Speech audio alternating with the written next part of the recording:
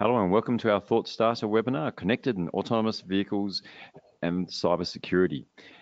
My name is, here we go, Jerome Carslake. I'm the co-chair of the ADVI Policy and Risk Group and manage the National Road Safety Partnership Program as well. Both of these programs are collaborative, and I'm going to be having the pleasure of facilitating today's webinar. We have a really exciting session ahead, 4 incredibly diverse panelists, and of course you, our audience, will be listening in. So before I introduce each of our panelists, I'd like to go through some housekeeping rules and how to make this as interactive as possible. We're taking a bit of an interesting approach today. What we're going to be doing is mixing up a bit of Menti with a bit of GoTo and try and make this as interactive as possible. They've got some questions and polls going through it all, so please, if you have a second device around, another screen, jump on in, www.menti.com, enter the code 885797, and we look forward to drawing on your input as we go through.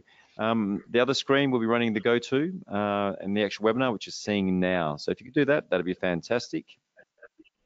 So our program for today, we're looking around 60 minutes. We're going to be taking questions throughout. We'll sort of focus it more towards the last sort of 40 minutes and feeding them in. Please shoot through the questions into the GoTo as we're going, and at the end, we'll be using Menti to capture a whole lot more and GoTo to make this interactive as possible. So now, this is the tool for those who are new to it. Chuck them on in there. We'll see them pop up. And if you can keep them short, sharp, and nice and easy to read out, they're the ones I'm more likely to grab onto. And we do have some themes going through today, so they may be held to specific points as well where they're quite relevant. And now for our exciting presenters, and we do have a very diverse group online. I think they are experts in their fields. And what I'm going to do is just give them sort of a quick chance to give a bit of a brief and introduce themselves. So Alan, you're from Sydney Metro. Welcome. Yeah, thank you. It's nice to be here today. Nice sunny day in Sydney. My current role is the Director of Security for Sydney Metro. So that's a combination of typical CSO responsibilities for running a government agency, but I'm also the security engineering lead for the $40 billion plus project. I'm really bringing a perspective from real autonomous, a GOA or a level 4 automation side. All of our trains are driverless, so I'll have a slightly different viewpoint to our road colleagues. Excellent. Welcome, Alan. Welcome, Lanny from Deloitte. Thank you, Jerome. Hi, everyone. Lanny Rafidi from Deloitte. I'm a partner in the focusing on emerging technology, particularly around the risks. So I lead the Smart Cities initiative for Deloitte, but my focus has been on cybersecurity in all forms in operational technology, IoT, etc.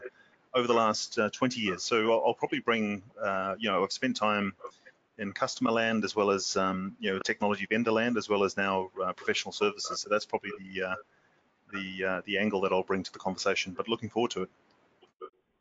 Excellent. Thank you very much, Lanny. Welcome, Chris. I'm Chris Wright. I work for Road Safety Technology, based down in Wollongong. It's part of the Centre for Road and Maritime Safety at Transport New South Wales. I'm involved with the Connected Vehicle Research Project known as CITI for the past 5 years. We looked into connected trucks, buses, and light vehicles. Thank you very much, Chris, and welcome, Simon. Hi, everyone. I work for Cisco Systems in the Cisco's Security and Trust Office. I'm a security architect sort of focused around critical infrastructure, of which transportation is a huge part, and I'm focused around, I guess, all areas of transportation. Fantastic. So as you can see, our audience, we have a very diverse, well-informed panel, and now looking forward to sort of diving in and getting things going. So when we talk about connected vehicles, there are so many possibilities from improving safety to network efficiency. However, it's pretty safe to say that cybersecurity remains among one of the key barriers of concern for deployment and the uptake of the connected autonomous vehicles. Now, if we look into the near future, level 3, level 4 connected vehicles, autonomous vehicles, will be talking to each other and other road users with infrastructure and supporting services, and it's going to be quite diverse as well. So the biggest gains will be what we achieve once we connect vehicles with the surrounding infrastructure, giving automated vehicles not only line of sight visibility, but network-wide visibility. And I think all you've got to do is look at the media, the issues, things like that are popping up, and you'll see front and center There's growing concern out there as to what these vehicles are like, and these are quite simple, level 1, very basic sort of vehicles as it is. But just to give you a little bit more context to what we're sort of talking about today, I'm going to pass over to Simon just to expand a little bit further. Simon. So obviously transportation is a large area. So to shape the conversation today, we're just going to be talking about the primary forms of land transport, so the connected car, bus and railway. And we're basically connecting all of these, or all forms of transports for one of three reasons: safety, mobility or efficiency, or multiple reasons therein. When it comes to safety, McKinsey estimate that when it comes to automated operating systems for rail, it can reduce up to 90% of fatalities. For mobility, mobility as a service can enable an estimated 30% greater capacity on our existing systems. And to put it in perspective, when it comes to sort of the cost of the existing traffic and congestion problem, we've got around 250 million commuting hours that are expected to be freed up by autonomous vehicles, according to Intel. And, our estimates of traffic congestion waste are about 2% of GDP. And when you're looking at our GDP of about $1.7 trillion, that's a significant amount in terms of Australia. But as we connect each of these forms of transport, they all have their own drivers, challenges, communication pathways, and legacy technology to contend with. In cars and buses, the CAN bus remains a problem. Rails, we've got what we call the OT, or operational technology side of the network, has a lot of legacy technologies to deal with and their own security challenges. Excellent.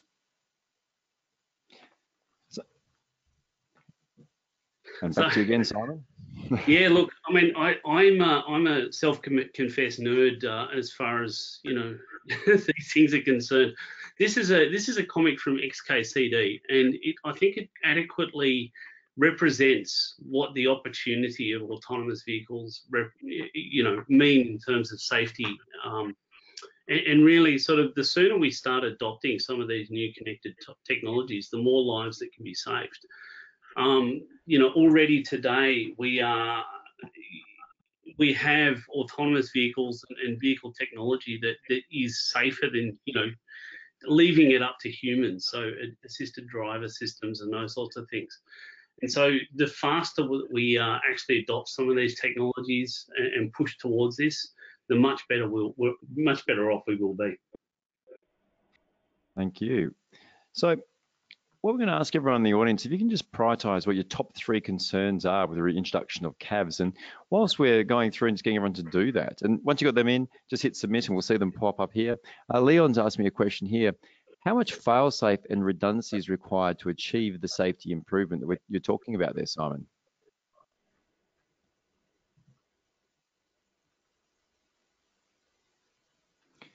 How are you going? Can you multitask, Simon? I'm sorry, I'm entering my particular ones. Yeah, I think that a lot of people have a lot of different concerns around these sorts of things. Usually when it comes to certain forms of transport, it will change what those priorities may be. So in terms of my perspective, obviously cybersecurity plays number one, and it's something that I think that we need to build in as an enabler for these technologies. This is an interesting, obviously our topic is cybersecurity, and we've had a few people throw on the data at the moment. Cybersecurity is coming out at the top, which we were hoping would happen. Safety, data ownership's coming in. Whilst we're going through this at the moment, I was just wondering, Chris, do you have any thoughts on what you're sort of seeing at all? Not just yet. I haven't got a visibility of the Menti, by the way, so I'm just on audio here. Okay. Well, we've got cybersecurity at the top, safety, data ownership, quite easy. Privacy is coming in at 4th. So, yeah, does that surprise you at all in what you see from Transport for New South Wales? Probably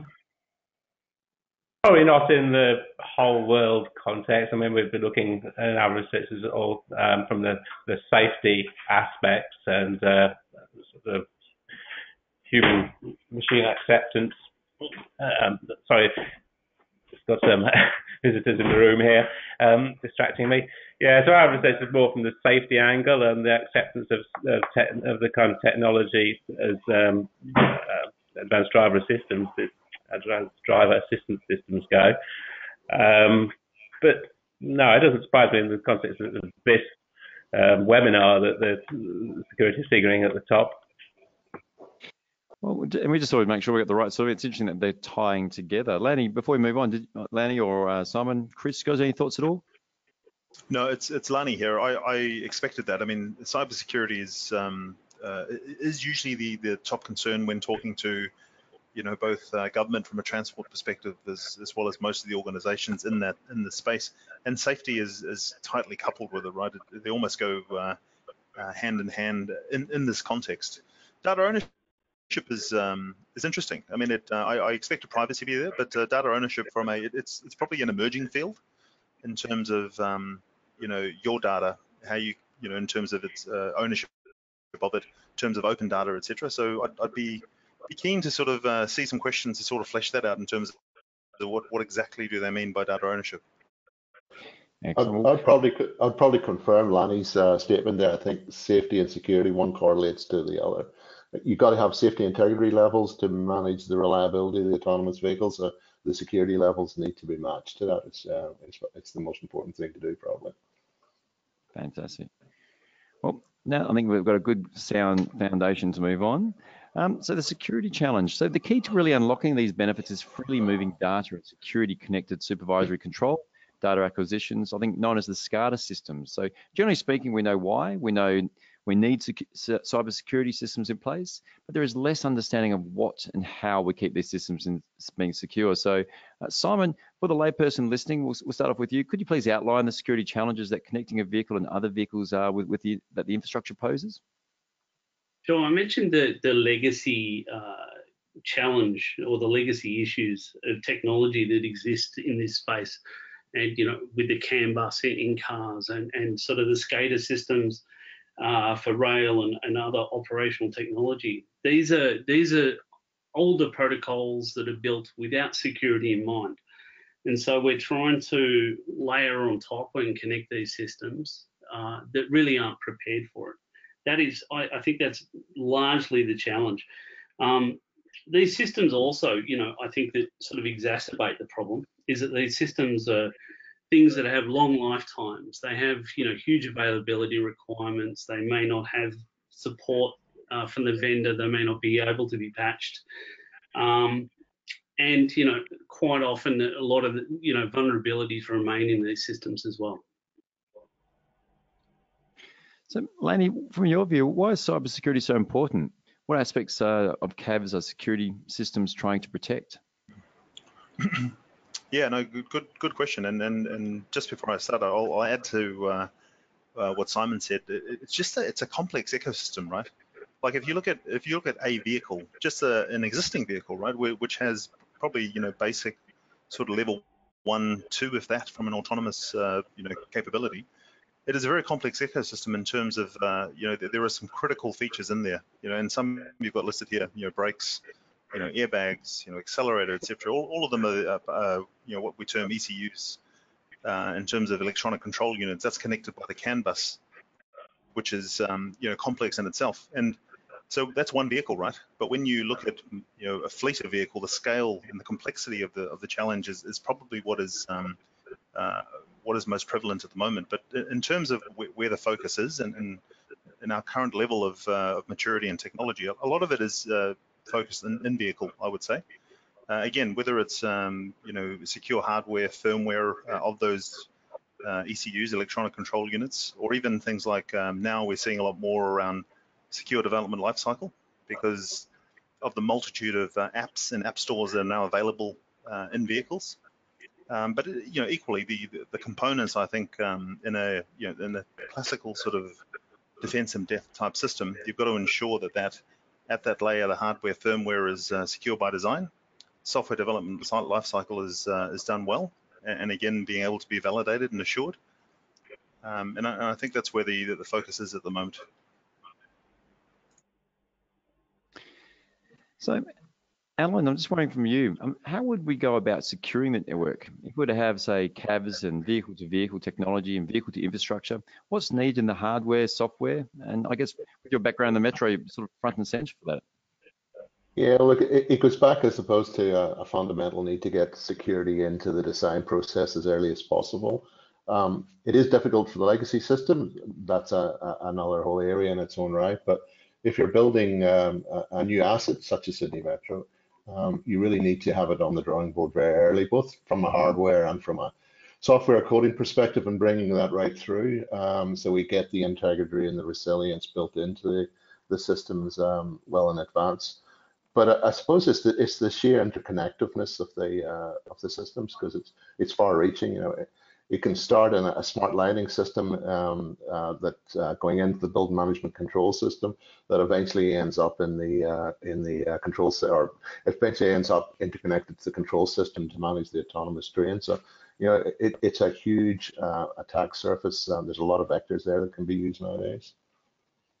So I guess a question you're just sort of drawing on that a little bit. How are these systems going to be standardized over time as the fleet ages after introduction, including hardware degradation, planned obsolescence? Like, picture some of the issues that we have with some of the aging rail systems in some of the cities. What's this going to mean for the future as it gets more technologically advanced?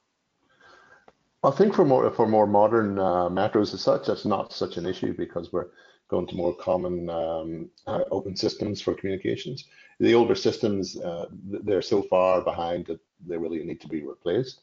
But the more open platforms will allow, I think, in the future, a more commonality as such, and make it easier to upgrade and you know, apply the essential controls that you want to do it and do it in a more timely manner. But there's still a long way to go before all of that's coordinated and those interfaces are working well. And does anyone else have anything to add at all? Oh, I was going to, for the V2X side of the communication, is the communication between the vehicles and the network as a whole. Kind of the work I'm doing. There are current emerging standards developing the protocols and the security model based on trust authorities and public key infrastructure, and that kind of method of authenticating devices, providing them with a verifiable set of permissions and capabilities. I think that could be extended into the more of the internal interfaces into CAVs. As we say, the problem with the current type vehicles is CAN bus, which is just to anything that wants to read it, or devices that are connected to it, to devices that are connected onto it, sort of bridging that. That's a vulnerability too. So I think that the CAN bus type of architecture needs to move to more of a secure and operating system style of an architecture. So you've got the kind of the critical and low latency aspects at the center, and the untrusted devices at the periphery, which have very little permission to do anything. And each layer within that should have some kind of control interface with hardware, trusted platform type technology, modules, encryption, to regulate what sensitive information passes up and down the stack.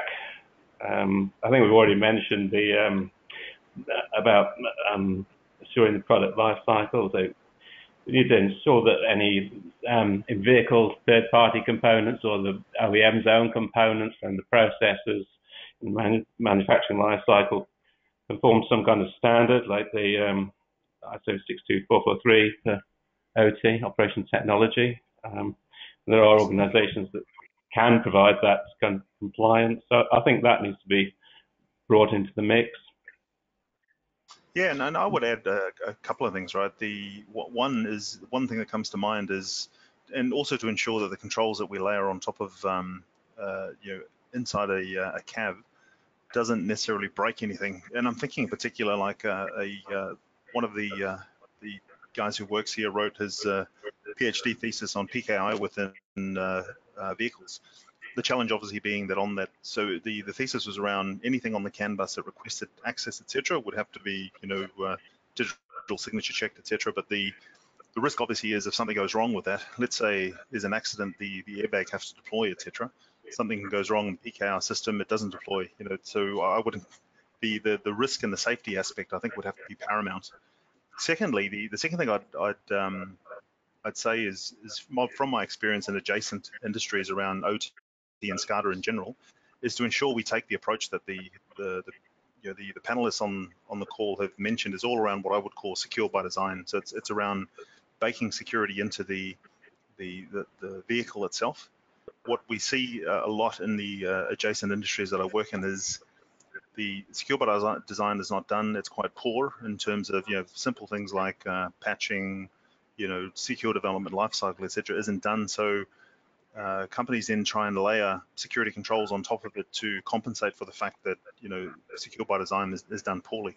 And all that does is just, in my mind, all that does is just increases the complexity within a system, right? And if you follow Bresh Nye, who's probably the grandfather of cybersecurity, he famously said back in 2001 that complexity is the enemy of security. In fact, that the more complex you make a system, inherently the more vulnerable it becomes. So that's probably a couple of things I'd add. Just got a simple question here. What's a CAN bus, just for our audience? Thanks, Lani. Sorry, yes. Sorry, too many acronyms.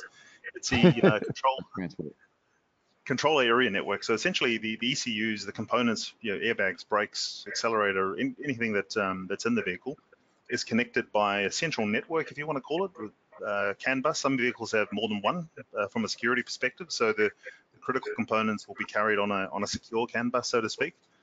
While others will be carried on the secondary one. So it essentially is the network that connects the ECUs or the different components within a vehicle. And I think, as it might have been Chris that mentioned it, existing vehicles at the moment, the CAN bus is a bit of a free-for-all, right? In terms of anything can request access on that CAN at the moment without any sort of verification, authentication. But as I said earlier, the inherent risk with putting too much authentication or too much security on that is that is critical. Like if an airbag needs to deploy and you've got you're trying to verify that signal and something goes wrong, it may not deploy. So that's the risk, I guess, that comes with it. Whenever we move into sort of operational technology, availability sort of becomes key. So that's definitely a key point. And to add to the sort of, I guess, the defense in depth comment you made, Lani, security really needs to look end to end. We're kind of only really good as the weakest link. We can't just look at the car by itself. We have to look at all the cloud and application systems that are connecting to it and authorized to do those connections as well. And that, is an even richer target. If you can control all of the Priuses in a city, you could bring it to its halt. So, that's one of my favorite examples of the chaos that you could ensue if you corrupted and hacked a cloud-based system. So it's that look at. I would absolutely agree. I mean, the challenge when as I said before, one vehicle itself is complex enough to provide security for. But when you are then opening that up to, as you said, cloud-based systems, etc., what we call in cybersecurity the attack surface, which is the area the attacker has to work within, exponentially increases as well. So you make a system more complex, you add on third-party apps, etc. You make the data available to rail providers, private vehicle providers. That increases the attack surface, and it makes it that much harder for for professionals like ourselves to do our job of protecting that ecosystem. I'm going to tie in a couple of questions here, because we've got quite a few coming through. So one here is how do we make, with such a large country, questionable connectivity across the country like Australia with limited networks, how do we make that sort of secure? And then when does it actually increase the cybersecurity risk as a result? So just combining a couple of questions.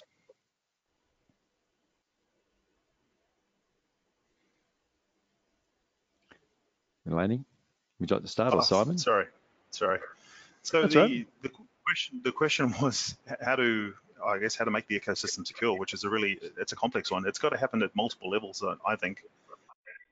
From a regulatory standards perspective, all the way down to manufacturers, etc., even in-vehicle buyers. I mean, vehicle buyers in terms of, that old saying, caveat emptor, let the buyer beware, right? Look for the vehicle that has, the safety features, etc.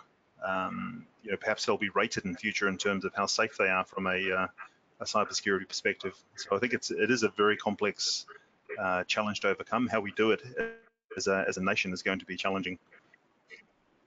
Thanks for that. Simon, do you have anything to add from your view, especially with regards to the question, how concerned are you about autonomous vehicles mobility being hacked in the future?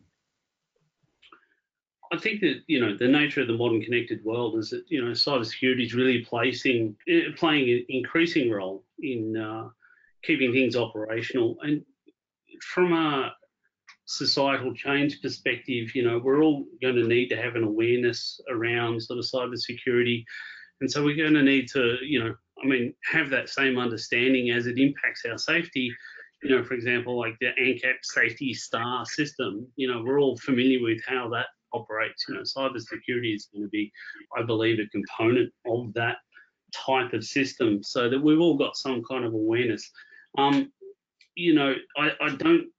think that, awareness is important and concern is warranted, but I don't think fear necessarily is, because I believe that, fear is something that can halt adoption, and it's not something we want to do. These, going back to some of my opening statements, these are key safety technologies that we're trying to deploy here. And, edge use cases are not reasons not to sort of push forward. But we do, I guess to answer that question earlier, we kind of need to design security in. And that's a very complex undertaking, but it is something that needs to be done from the very start, from the factory through to decommissioning of the vehicle, through the, as well as the provisioning, commissioning, operation of all the appropriate supporting systems. And is there greater risk as well? Like this question here from Ron asking around the problem the vehicle vendors such as Tesla encourage owners to continually be online for mapping, downloading software. What happens if it's a non-secure network? Does that expose them further? I don't believe so. I think that the systems have to be designed in such a way that the network should be assumed that it's insecure. So if it's insecure connected to a carrier network, then it should be considered insecure. I don't think that the actual transit of the data should be designed in such a way that it should be agnostic as to sort of how it gets there. Tesla's an interesting example of a CAV. They have done what I deem a lot of design thinking in the way that they built stuff, and they've really sort of pushed the envelope with the way in which they do things as well. In terms of software updates, regular software updates, and those sorts of things, which are actually more, when done correctly, actually more beneficial for the security posture of the vehicle. There you go. You can see the mix there. We'll move on now to the next theme. So accountability. For there to be seamless integration of transport, these mobility as a service platforms need to be connected and managed by different entities. Who's going to be responsible for securing these networks? Lanny. Yeah, look, I think it depends on what you mean by who should be responsible. I mean, the transport is covered by the Critical Infrastructure Act, which is a federal government initiative. So and they run the Australia Cybersecurity Centre, the Australian Signals Directorate. So I guess from an overall perspective, the federal government has that mandate overall. But as you know, in the transport system here in Australia, it's broken down primarily in the two levels of government: state government, and even in some large enough cities or councils. Brisbane City Council is one that I'm familiar with. They also have responsibility for ITS, the Intelligent Traffic System, within the boundaries of the CBD. So it is that shared, I guess, responsibility. But I think from if you look high level from a regulatory standards perspective, I think federal government would need to, drive that. And then the states, in the context of the states that they operate in, some, will be more urban in terms of nature, some more, rail and sort of long haul, etc. So yeah, shared responsibility and clear sort of delineation of what that responsibility is. I would probably add to Lanny's point, surface transport's not directly the responsibility of federal government because that's left to the state governments as part of the COAG initiatives. So there still is a bit of a lag in terms of surface transport. The Critical Security Act that the Commonwealth has is more focused on the utilities, telecommunications and things like that. I know there may be some desire in the future for surface transport at a state level to go in underneath that act, but I suggest that's still probably several years away. So sorry, go ahead. Sorry, I'd say that, you know, responsibility is not necessarily liability, and those of us in the security industry have long been advocating security is everyone's responsibility. So, you know, we need to approach this with security being built in through the entire life cycle. You know, cars, for example, are made up of thousands of parts. So understanding the supply chain, for example, and making sure the supply chain secure becomes, you know, part of that, you know, the vendors in the supply chain. The roadside equipment, which may be operated by the government, may be operated by an independent operator. That part needs to be secured as well. So I think that, you know, it's you know, the very holistic nature of the need is defines the responsibility. The liability question becomes much more murky though. But I think some countries do it better than Australia. Probably the UK and Europe, they've got their European directives. They're driving both the private and the public sector to lift the game in terms of cybersecurity. So in Australia, we don't have that sort of incentive there at the moment. And, you know, quite often security gets squeezed because people, you know, they're more speculative in nature, and they'll take more risk because obviously they have to keep shareholders happy, et cetera, et cetera. So I still think we're missing a bit in the regulatory space that needs to be better defined to give us a better basis to work from. So, Alan, Chris, who would be the? Sorry, I was just going to ask Chris. I wholeheartedly agree with you. I guess the question I'd ask is, and it's similar to what Jerome was asking, who would be responsible for making that change? And I do agree with you in terms of we are a little bit more fragmented than the EU and particularly in the US. Well, I suppose the way it's been managed before, when federal government have given directions in terms of security, transport security, it generally comes down as an intergovernmental arrangement through the COAG. You know, I think I'm not too sure where it is with COAG at the moment. Has it a high level priority in there or not? It should be coming from federal, but federal should be looking at it, I think, across all of the states, all of the jurisdictions and all of the industries. But obviously, you know, you've still got those intergovernmental arrangements that have to be respected as well. So, but somebody, you know, I think there needs to be firm leadership to really give us the lift that other countries are getting, because they don't have that don't have as much jurisdictional interfaces as we do in Australia. Yeah, and it probably comes down to the nature of regulation in Australia as well, because I mean, I know in the US a lot more heavily regulated in certain, you know, industries, particularly around critical infrastructure. In Australia, in the adjacent industries, for instance, power, you know, regulated by AEMO nationally, and they have now a cybersecurity framework specifically for power. I'm hearing that water will soon have one based on the ISO standards as well. Banking, you know, APRA regulation, so yeah, they have a cybersecurity framework specific to FSI. So yeah, it'll be interesting to see if we do get one, or who will champion one for transport. And just drawing a little bit further, because this has been fantastic. So Nicholas has just asked a question here, like what standards, national, international, if any, provide guidance for connected vehicles security, and are these harmonized? So can we look overseas for ideas as well? So maybe I'll start from the rail perspective. So certainly in Transport for New South Wales, we predominantly take on the European standards, the IEC ISA 62443. There's also NIST from the American standards that are available as well, but you pretty much, from an English-speaking perspective, certainly that's the two sources. Both are good standards, but both are under development, especially the ISA 62443. There's still several substandards within that suite to be finalized. But we're not as advanced or as mature as, say, ISO 27000 would be. There's also a set of ETSI standards. I don't have the numbers to hand. Probably half a dozen of those covering V2X communications for connected vehicles, and the risk analysis and responses. So there are quite a number of ETSI standards governing that as well.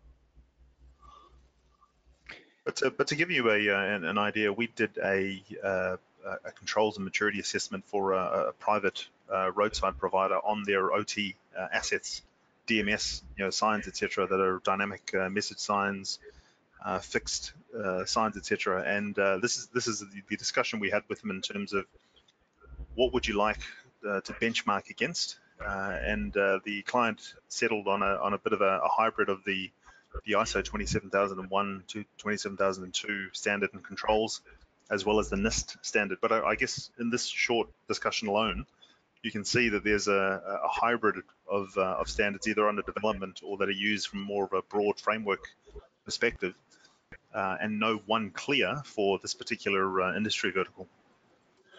Sorry, I might have misled a little bit. From an IT perspective, absolutely 27,000, but you still need that subset within the overall cyber security management framework, or the information security management system that has the OT, or the industrial automation control system aspects taken care of. That's very interesting. We look at this Menti poll here, that there's it's basically split in half. Co-regulatory is 12 and certification is 12, and there's not a big appetite for prescriptive being right down the bottom, with only 2. So any thoughts on that at all? Simon, I'll go to you. I think that so when it comes to regulation, there is I guess because there is a bit of a void, from a global perspective. I know, as in Australia, we tend to sit back and look at what the rest of the world's doing, and there isn't a lot out there, to be honest, in terms of sort of pushing a lot of these things forward. Yes, we've got sort of standards around sort of how we audit against, but in terms of what we do and how we approach the regulation, hasn't really been settled on from a global perspective. When it comes to some of that regulation, I think that we can look at it in a couple of ways. And if we're looking at the government sort of putting in place everything, the old, you must be this height to ride style regulation, and certifications, sometimes that doesn't actually have the desired outcome. I think that there's an opportunity for Australia to look at what, in the security space, what regulations have been successful, and sort of try and apply regulation around it that is, that makes some of these cybersecurity problems board level issues. It's really an opportunity for the Australian government to lead. So when it comes to certification, for example, I've seen quite a few examples of certification style regulation not achieve what it needs to do. In some cases, we've seen, certifications actually inhibiting critical security patch deployment. So it's not necessarily the right way of going about it, but I think that the playing field's wide open. We have an opportunity to lead the world, and I believe we should take it. And we're already doing some really great stuff. For example, AI ethics papers and a bunch of stuff the government's putting out. So there is a really good opportunity here. Do you think we can design something a bit like an ADR? Nicola's made a sort of question here in terms of responsibility for government. Could that keep up with it? So the Australian design rules, I should say, as an example. I'm not sure that something could keep. Yeah, I'm not sure it necessarily could keep up with it. I think that the frameworks are good. From what I've seen, and this is my own personal opinion, frameworks tend to be good ways of evaluation, and I think the evaluation and reporting are areas that we should focus. The complexity of design rules and sort of the black and white nature of how they work, I don't think would be a great fit, but I haven't really spent a lot of time investigating how that would look. Like Alex throwing a counterpoint back here saying, why an ADR? Why not an ANCAP style approach? I actually mentioned ANCAP. I think it's, potentially a good idea. How there are aspects of a way a company operates and builds, and the technologies that can be put into vehicles that would certainly apply, in a star rating system and those sorts of things. And I think the same types of technologies can be applied to all consumer electronics, not just transportation and those sorts of things. That kind of concept, I think, is very good and very clear when it comes to the need for communicating to the public around the posture, I guess, of a certain vehicle. So I think it's a great idea myself. I think it's complicated a little bit, and I suppose people have a culture nowadays where they expect to be infected by a worm or a virus. We don't actually expect a clean drinking source. So, I think the mindset of people need to change as well to sort of push some of this stuff through. Great, we'll move on. So we're looking at a bit of the managing risk. So government agencies responsible for passenger mobility typically hold vast amounts of data that have been undervalued and underused. So Alan, question to you. Open data sharing platforms are encouraged, but what about cyber? What is the difference between closed source and open source code? Well, I suppose it's back to the manufacturer, and they've obviously got their own intellectual property that they want to protect as well. There's a tendency for some entities to have their own ecosystems and operating systems. They've obviously decided to go down that way and not have the wider crowd-funded sort of approach to developing the platforms as such. Everyone asks for an open platform, but you don't necessarily get an open platform. Because if you're buying a lot of equipment and systems, that supplier wants to keep you tied to them as best they can as well. In terms of sort of managing that and bringing it in better, I'm really not too sure how we would do that at the moment, because you don't want to stifle the innovation. The innovation's tied to the research and development that these companies are doing, and that's tied to their bottom line. So I think we'll always have a degree of open and closed source development. If any of the other guys want to sort of comment on that? I forgot, actually got a question for you, Alan, and again, I'll talk adjacent industries. In the smart cities industries, we're only just looking at the concept of, as you said, in the complex ecosystem, different data owners, etc. How do you remunerate those data owners for their data? And so we're starting to explore the avenue of setting up data sharing and exchange platforms, where you essentially the concept is, if you have data that you want to expose, you do it on this platform and you clip your ticket on the way through if it's being used for a particular purpose. I'm interested to hear whether that is something that you think would ever be even doable or acceptable in this context. Well, I'm thinking back to vehicles and the electronic data recorder system that you have, the availability for anyone to go in and interrogate that system to help with a collision investigation. It's almost impossible to do because no one has an open source, because the manufacturer of the vehicle wants to protect that information. They don't want anyone being aware of there's a deficiency in the vehicle and different stuff like that. So I can't see how we'll get to an open sharing environment as such, because you'll always have those barriers. What would be the pros and cons of either option? Is that back to me again? I suppose open source, yeah, why not? Open source, I suppose, if everyone gets behind it. I'm trying to think of an example. I suppose it's like Android versus Apple. The Apple system, suppose, is more closed as such, where the Apple's obviously driven by wider contribution. What's the best operating system? I like Android because it does have that flexibility, but some would say it's not necessarily as strong as robust as the Apple system. I think we'll end up in the same position from protecting automated systems in a cyber sense. I think that open data is a really good thing, but not all data should be open. I think that some of the stuff, as you said, about the collision avoidance systems and that sort of stuff isn't necessarily a good thing.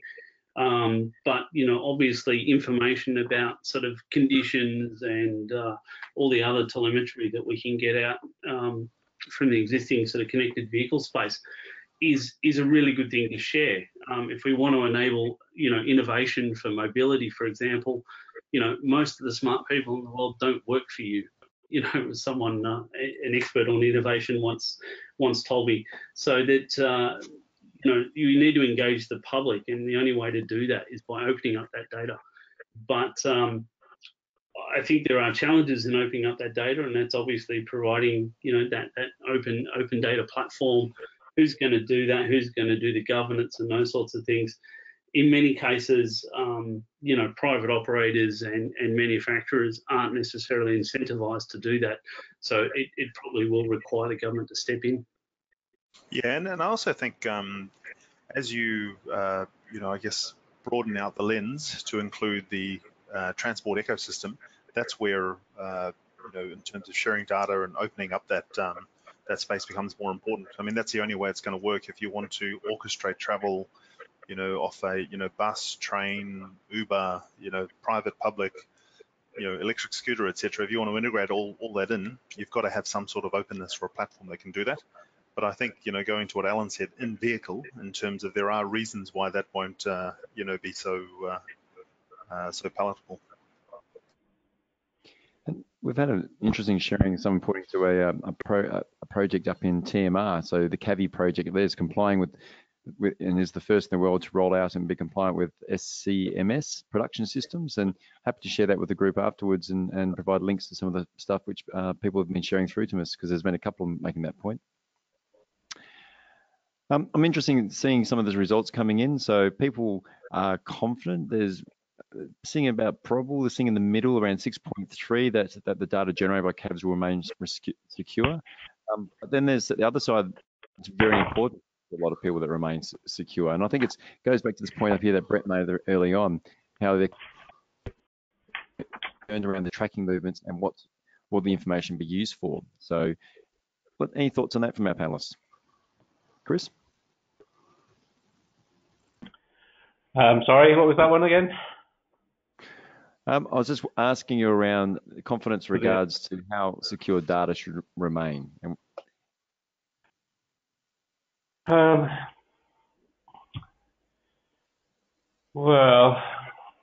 I'm not sure I've got an on-the-spot answer for that one. Laney, do you have any thoughts at all? It depends on the data, I would say. I mean, if it's data that can be used, by the infrastructure provider to improve the efficiency on the actual road in terms of traffic disbursement, etc., I would say yes. But there, and I think I'll go back to Alan's point. There are some aspect of data that's generated within vehicles for safety reasons that probably needs to stay more secure, so to speak. I think the problem with the open data systems is with vast amounts of data, you've got potential for unwitting privacy breaches, and even if it's anonymized in some way, if it's matched up with some other data set, then that can compromise privacy, what was thought to be anonymous data. Is there a risk that we don't know that data could be used for? As it's sort of emerging, is that a possible risk in this sort of area? I mean, look, that is probably the risk and the opportunity. If you're looking broadly in terms of what we're doing at the moment with data analytics, most organisations that I work with just don't know the value of the data or what they can do with it, and it's not until they've launched a pilot or looked at it in terms of where it can be used to gain efficiencies, or where it can be used to create new products, services, innovation, etc. So I would say, yeah, absolutely, yes. We've seen that aggregated data can certainly gain insights, that otherwise may not have been able to be understood. And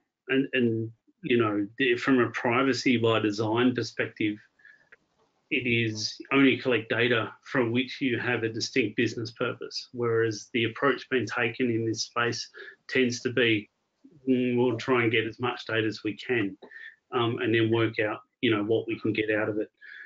So, it's absolutely a risk in this space. there are, analogous examples in the world of sort of data being misused, from Fitbits being able to identify where, military bases are and that sort of stuff as well. So, it is, when it comes to the privacy aspects, we need to make sure that we're treating the data and how it can be used, not just the actual blobs of data that are private, but if we can infer from data that, information that should be considered private, then we need to treat that accordingly as well. That's great, and I think I'm trying to move us through as we can dive into the next sort of the final stages of our panel session today. So cybersecurity is really an important part of the future transport network. I think all of our people are agreeing and talking about where the future is going to take us. So what makes the network fully secure? What would need to be in place? And what would a cyber utopia look like? Simon, I think it's a great chance for you just to build a bit further, if you don't mind.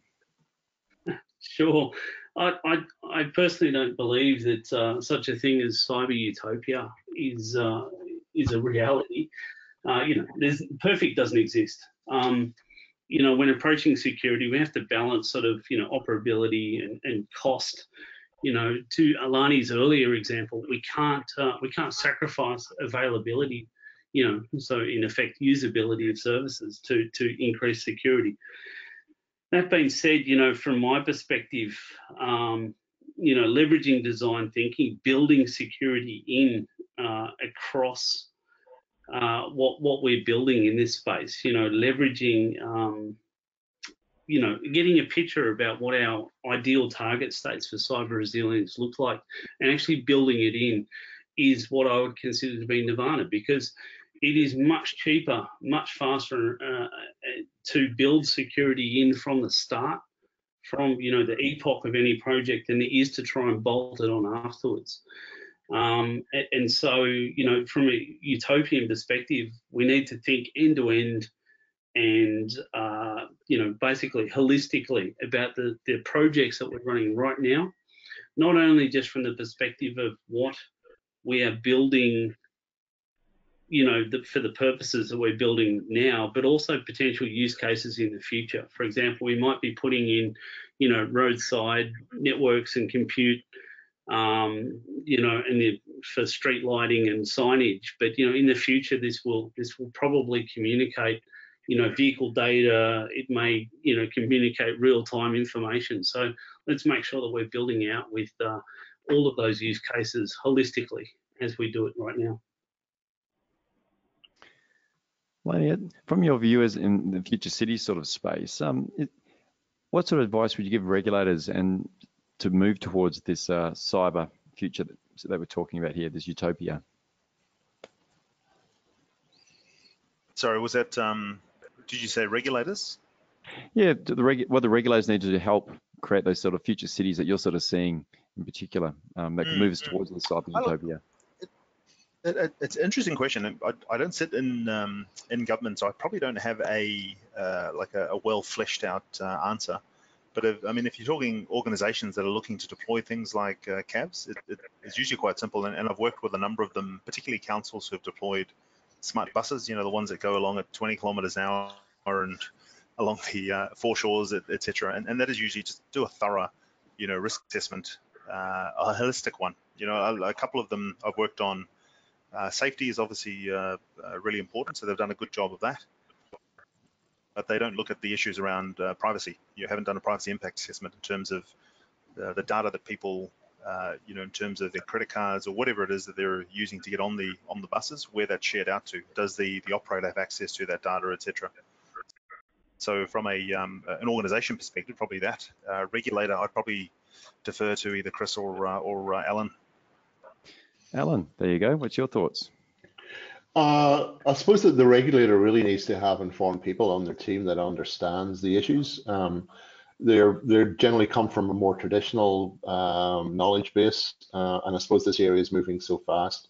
Cyber really, I suppose, has only really been to the forefront in the last 5 or 6 or 10 years. So a lot of the regulators are they're very traditional in the engineering disciplines that they've looked at and things like that. So they probably need to have the right people on board to really let them grasp the enormity or the complexity of the problem that they need to sort of get the regulation around. Yeah. Thanks for that. Chris, got any thoughts you'd like to add? Not really, not above that. Just as a general thing, more again, like the point above, I mean, the environment they're operating in has got to be ensured to have controlled interfaces, verifiable trust and authenticity. Got to detect misbehaviours in the system, deliberate or otherwise. Conformance to standards and policies, and whether the equipment and communication is auditable. I know we have a hopeful view which we can sort of move towards. So what I'm going to do is, I'm just mindful of time that we're sort of coming up, and I'm just sort of put it out there and might just extend it a little bit because I've got a lot of questions here as well, and I want to really sort of dive in and grab on some of these as well. So what I'd like to do first up is put it to the panel. Will the number of potential penetration vectors require the decline of the original equipment industry as well to help improve security? So general one that's sort of coming from John. Any thoughts? 100%. Yeah. When it comes to that supply chain, implementing security, that the standards, are going to push throughout, the vehicles to increase levels of security of all the components. And they're going to have to play in more secure ecosystems. Lani mentioned things like, public key cryptography for use within vehicles. If we work on systems that can actually use one of those, then, those OEMs will need to support it, for example. Any other comments? I suppose the entry point for the cyber hacker and things like that, it's forever decreasing. So this is going to be an ongoing battle, I think, in terms of trying to reduce the attack surface vector, for want of a better word. So I think just everyone has to be top of their game, and we just have to keep working on it because it's so asymmetrical in nature. What's the biggest cybersecurity risk in CAVs, and how do we mitigate that?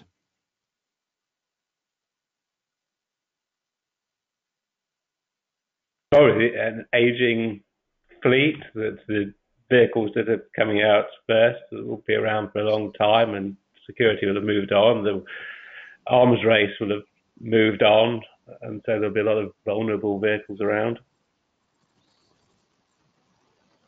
Any other thoughts, Alan? What's yours? I suppose it's, I'm forever conscious of needing to achieve adequate security levels to protect the safety integrity levels. So I was thinking the utopia question earlier. Really, utopia for me would be if I could have achieved the same level of reliability engineering I can from a safety perspective for a security perspective. It's hard to say, really. It's not an easy question. but it's not a difficult one either, because I think each side's equally equipped, but there's always a degree of lag.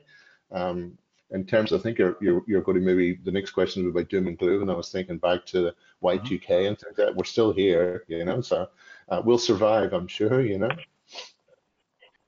that's a really good point. Is it all, like, from what I'm hearing here, that there's so much opportunity. If Australia makes the decision, we could be quite a first mover in that space. What do you guys think? Yeah, no, look, I think it's quite exciting because, we will see, I think, security go from being usually that cost center type doom and gloom, as you mentioned earlier, to really become that enabler and differentiator. And I think if we are looking to the future in terms of, CAVs, when they become level 4 and 5, when we see them, on the roads and at scale, who knows, it'll take maybe 15, 20 years to do that. I think if we will have reached that, security would have absolutely have played a huge part in terms of enabling that. Because if we don't solve the security concerns, and there are obvious concerns, then we won't get there, or it'll take longer to get there. And there's a question here from John, just sort of drawing on a little bit. It's saying it's easy to secure the individual vehicle, including regard to Bluetooth and those sort of things. But as it sort of grows, it gets bigger. There's vehicle to vehicle, vehicle to infrastructure, nationwide. You have all these major other problems. The frequency has been determined. How can these be overcome? Is this just increasing the risk? Yeah, and that goes back to the complexity question, right? As you make a system more complex, inherently becomes more vulnerable, and that is something that I think Simon spoke about it quite well in terms of secure by design, building that into the epoch of any project, any initiative, and then trying to take that at scale once you've done that in one vehicle, 2, 3, 4, and scale that out. Yeah, it's an interesting perspective that, in some cases, it's actually harder to secure the vehicle as it currently says. It exists, the newer technologies, and as we're building in these newer technologies, we do have that opportunity to almost treat it like a greenfield and build that security in. Whereas, in many cases, it is that legacy problem, and it is the problems of, how long these life cycles, as they relate to vehicles. When we think about, how long you have a computer, which is what, max 3 years for most of us, versus how long, cars and even worse, sort of trains and those sorts of things hang around. Those life cycles, are much greater, and it's much harder to sort of retrofit into these systems than it is, some of these newer technologies that we're trying to add. So yes, it does increase the threat surface, but I think it's also easier for us to address some of those threats. And just looking at our screen, there's some questions that are popping up. Like I think the one around the 737 MAX, ability to bypass automated controls when necessary due to the problems.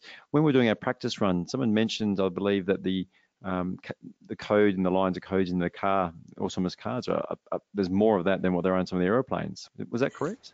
What's your thoughts on? No, that is true, and even in space shuttles and things like that as well. Yeah. It's becoming quite, as I said, quite complex, right? And as we add on more, apps, app stores, and we start to connect to more things, vehicle to vehicle, vehicle to infrastructure, you will see those that lines of code increase exponentially as well.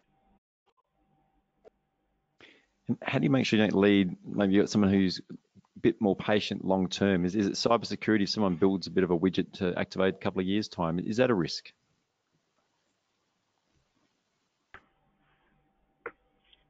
Sort of a time, is the question about some sort of time bomb sort of put in there? Yes. Or is that? Yes, something totally my view. It's a risk in all code. So, obviously with more lines of code, the greater the risk. In many cases, the lines of code is really because we're just adding new ECUs or computers to control each very bit of the car. And that's probably not the best approach, but, but yeah, the more lines of code, the more of a problem. It was interesting also, someone asked me earlier in the week about sort of, with the different sensors on the car, about how easy it is to sort of spoof one of them. And, the 737 questions, the 737 MAX question sort of triggered that, in that, individual sensors are always easy to spoof. You can, spoof a LiDAR with a, Coke can look like, the glowing hot sun. So every sensor is spoofable. So, we really need to start thinking about also, correlating and, multiple sensors and adding intelligence into these vehicles and hiding, code within some of those intelligence algorithms is also going to be the next bigger challenge. I've just clicked on this sort of question here, which is quite interesting. From a security perspective, I feel the mesh type network in which these types of vehicles will be using needs to be a major focus. As a pen tester, I would target this over individual cars and passenger drones. What are your thoughts?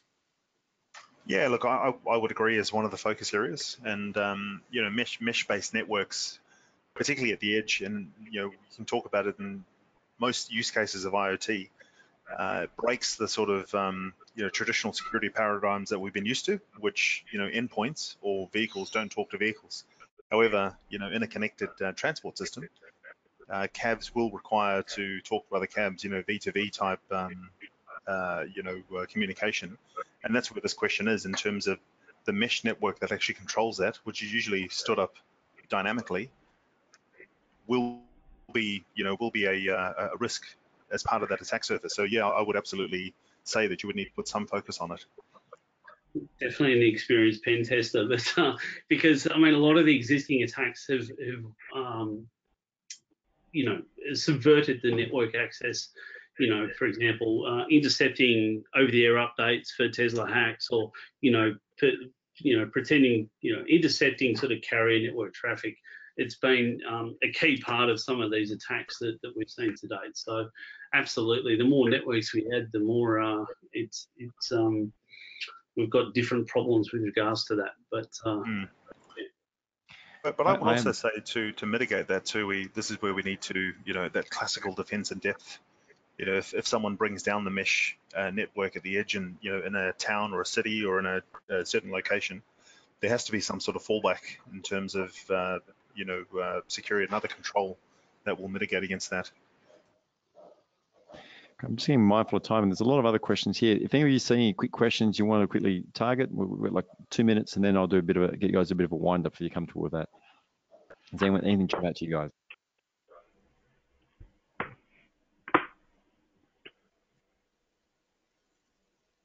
How about that one, the safety rating? Okay. Yeah, I was just going to pick on the one about how it affects repairers. I think this is an interesting industry question that we sort of touched on. When it comes to sort of increasing the amount of security, it actually makes it harder for for automotive industries, independent repairers to actually address some of these things. It becomes harder to sort of manage the identity of users and authorizing people to actually make changes to these ecosystems. So it's actually, I believe it's actually going to make things more difficult in that regards. And unlike America, Australia doesn't have the right to repair sort of in our consumer code. So it does make things a little bit more difficult for us in Australia. Anyone to add to that at all before I move on?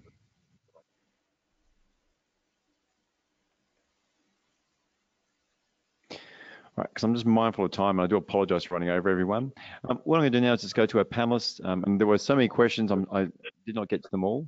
So I'm just going to work through each of our panelists and say thank you very much, and just give you a bit of a closing thoughts to each of you. So Alan, starting with you, just 30 seconds, please. I think it comes back to people need to be aware that there is several interlayers generally put in place for safety critical systems. So there is a lot of engineering already happening, and I suppose it's the marriage between IT and OT and the engineering side of that. That's what needs to improve in the future.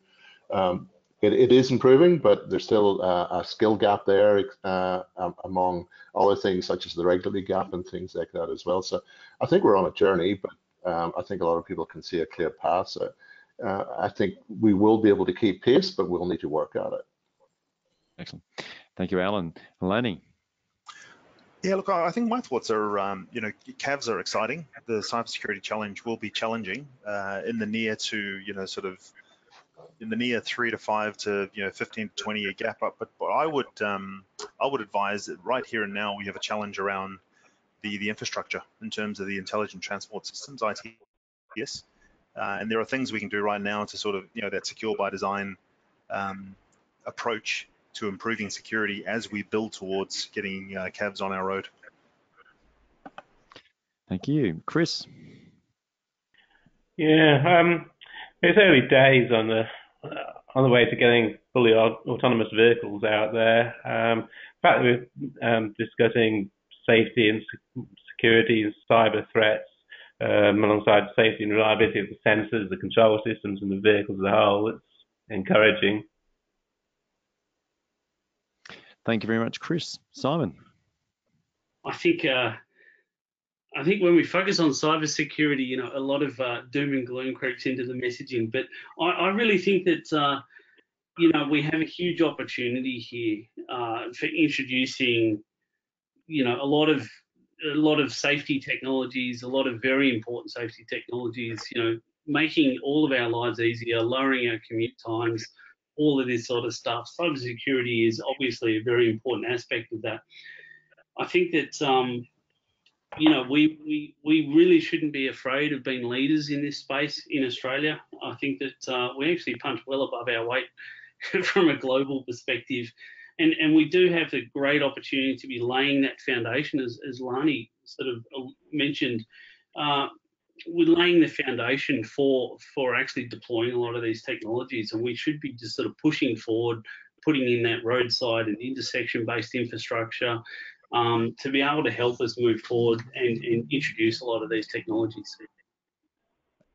Fantastic. So Alan, Lani, Chris, Simon, thank you guys very much for giving up your time today and sharing your wealth of knowledge. It's been a fantastic discussion. I've learned a lot. It's not doom and gloom. There's an enormous amount of opportunity for us moving forward, and it's a positive path from what I've heard. So thank you guys very much. Thank you. Thank you. And thank you very much for our audience. As I mentioned, lots of questions poured in. Thank you for providing your input and taking the time for joining us today. And this will be our last webinar web panel for this year. So thank you all, and best of luck for 2020. Thank you.